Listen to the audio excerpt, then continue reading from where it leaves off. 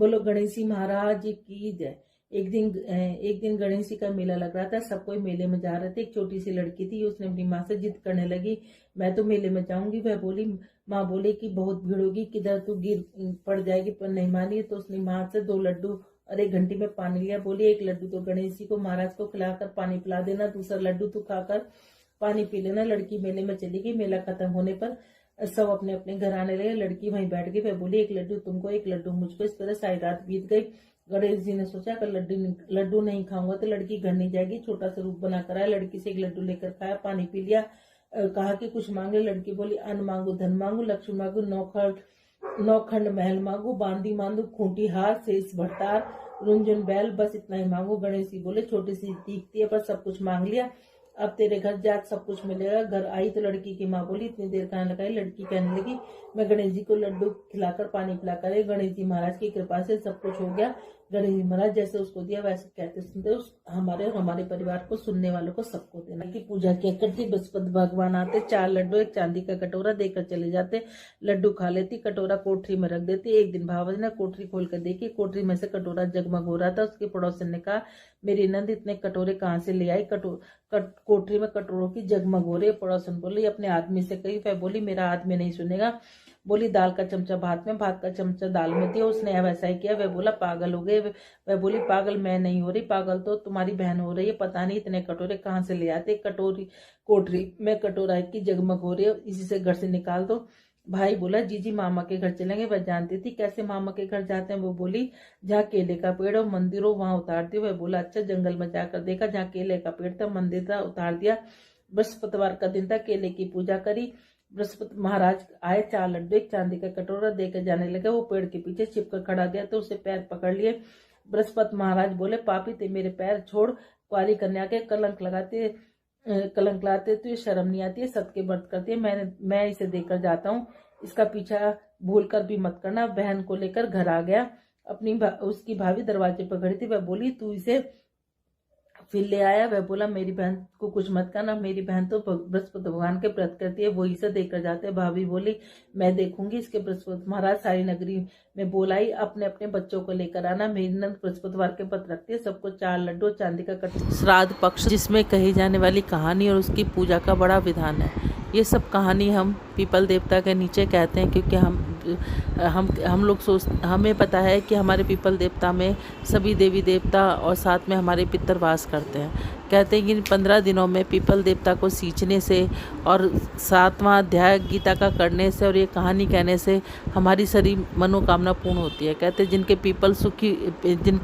People के नीचे पितरों की कहानी कहने से पितृ देवता बड़े खुश होते हैं, प्रसन्न होते हैं और वो हमें आशीर्वाद देकर 16वें दिन के बाद वो अपने लोक को वापस लौट जाते हैं। वो कहानी कुछ इस प्रकार है। राधे राधे। पहली कहानी इस प्रकार है कि 2 भाई थे, एक गरीब था और एक अमीर था। लेकिन जो छोटा भाई था वो बहुत गरीब था। उसकी पत्नी बड़े भाई के घर काम करने जाया करती। उसकी भाभी जो जेठानी थी, उसको बच्चा कुचा दे देती, वो अपने बच्चों का पालन पोषण किया करती। एक बार क्या हुआ कि ये पितृपक्ष आने वाला था, तो बड़ी भाभी ने सोचा कि जो ना अब की बार मैं क्या करती, अपनी छोटी देवरानी से कहा कि कल माँ बाबू जी का श्राद्ध है, तुम कल खाना बना के जल्दी सवेरे आ जाना, खाना बना के चली जाना। उस बड़ी भाभी ने सोचा, मैं अपने सारे पियर वालों को बुलाती हूँ और अपना धन दौलत और वैभव दिखाती हूँ, उनको दिखाने का भी मौका मिल जाएगा।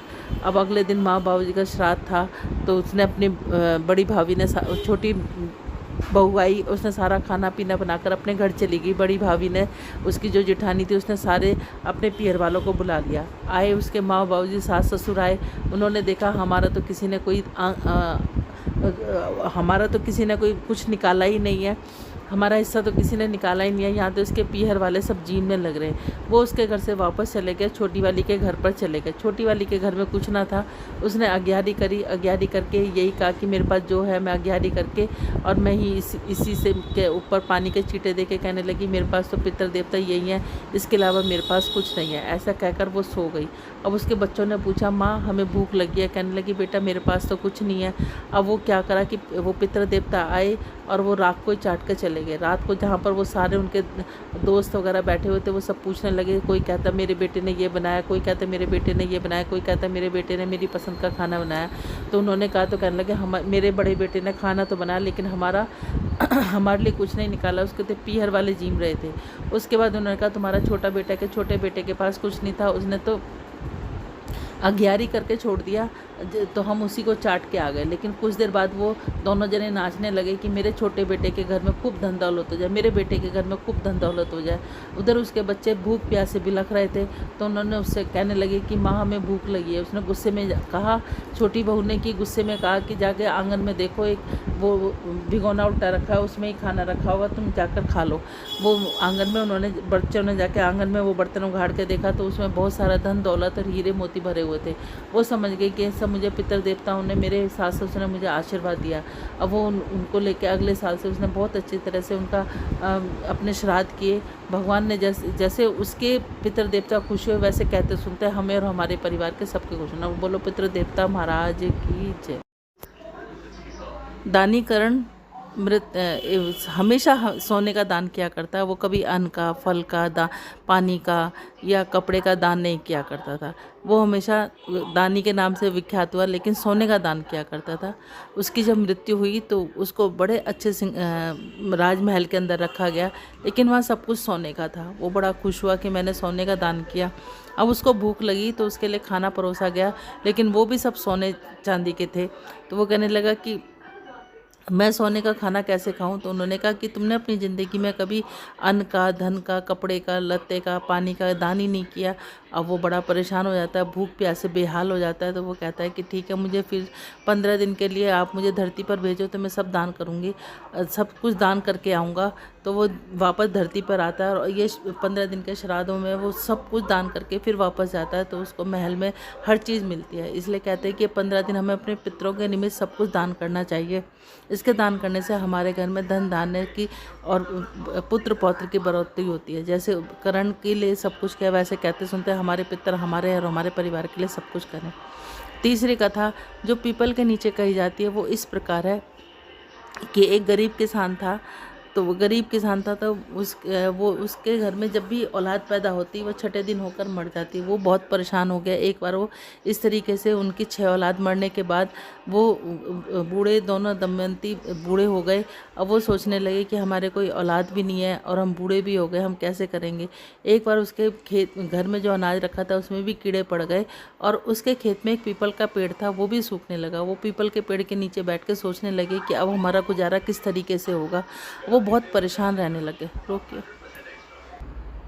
तो वो बहुत परेशान होकर पीपल के नीचे बैठे हुए दोनों ज़ोर ज़ोर से रोने लगे, ज़ोर ज़ोर से विलाप कर रहे थे कि अब हमारा क्या होगा, बुढ़ापे में हमारा क्या होगा, हमारे को कौन हमारी रक्षा करेगा, अब हमारा शरीर जर्जर होता जा रहा है।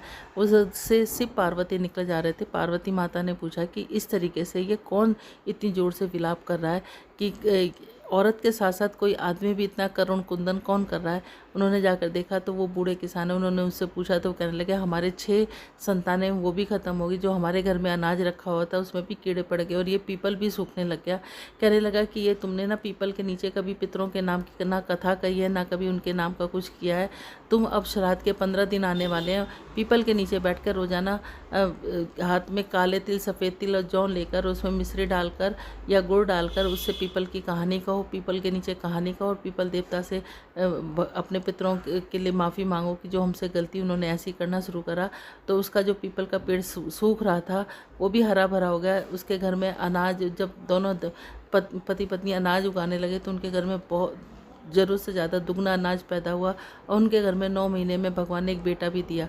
उनके पितर इतने प्रसन्न हुए, जैसे उनके पितर प्रसन्न हुए, जैसे पीपल देवता प्रसन्न हुए, वैसे कहते सुनते हमें और हमारे परिवार को, सुनने वालों को, सबको प्रसन्न करना।